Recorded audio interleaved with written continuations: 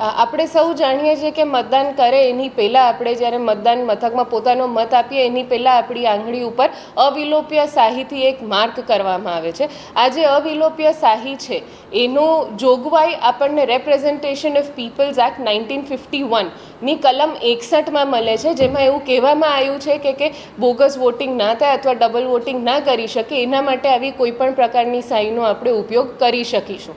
આ જે શાહી છે એ માત્ર ને માત્ર એક જ જગ્યાએ બને છે. એ મૈસૂર પેઇન્ટ્સ અને વાર્નિશ લિમિટેડ કરીને એક ગવર્મેન્ટ હોલ્ડિંગ છે જે આ અવિલોપ્ય શાહી બનાવે છે.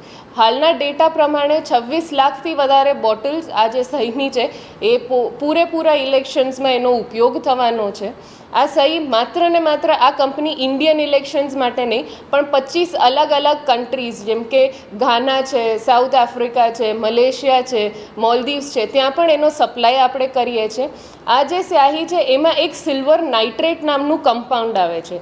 સિલ્વર નાઇટ્રેટ એવું કમ્પાઉન્ડ છે કે જે કોઈ પણ અલ્ટ્રાવાયોલેટ લાઇટ અથવા તો પછી સનલાઇટની સાથે રિએક્ટ કરે છે અને એ જે અવિલોપ્ય શાહી છે એને અવિલોપ્ય બનાવે છે.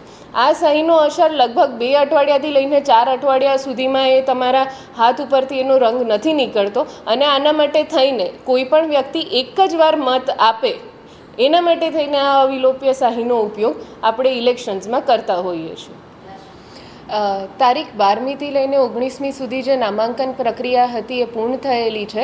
આમાં કુલ જોઈએ તો 7 અમદાવાદ પૂર્વ પર 35 ઉમેદવારોએ કુલ 44 ફોર્મ ભર્યા છે અને 8 અમદાવાદ પશ્ચિમ જે છે એમાં 12 ઉમેદવારોએ કુલ 19 ફોર્મ ભર્યા છે. આમાં કોને કેટલા ફોર્મ ભર્યાની વાત કરીએ તો ભાજપમાંથી 2 ઉમેદવાર દરેક સીટ ઉપર, આઈએનસીના 2 ઉમેદવાર દરેક સીટ ઉપર ફોર્મ ભરેલ છે. આ સાથે સાથે બહુજન સમાજ પાર્ટી છે, બહુજન મુક્તિ પાર્ટી છે વગેરે પાર્ટીઝ અને અપક્ષે પણ ફોર્મ ભરેલ છે.